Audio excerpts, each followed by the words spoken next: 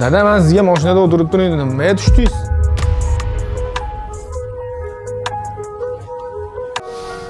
Aka qalay tushdi, zo'rmi? Zo'r, yaxshi. Bundan yaxshirog'i bormi? Bor aka. Bir razmer kattasidan bering. Xo'p bo'ladi.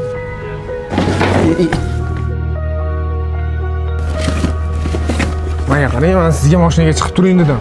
Bolam, qara ko'ylaklarim ham eskirib ketdi. Bitta hayitga ko'ylak olib bergan. O'rtoqlarim har yili hayitga yangi ko'ylak kiyadi.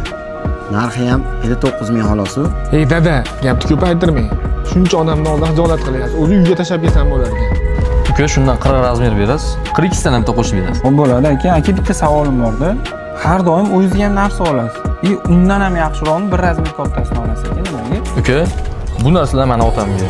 Siz o'zingiz kiyinib emas, otangizni kiyintirib olib otasiz. O'zingiz zo'r kiyinib, otangiz eski tuski sochda yursa, bir tengsiz. Bundan ko'ra o'lganingiz yaxshi. Ota oddiy odam emas. Ota kim? Al-ab kal-Ka'ba. Ota go'yoki Ka'batulloh. Xalqimizda nima deymiz? Otani qiblagohim deymiz. Qiblagoh bu Ka'batulloh.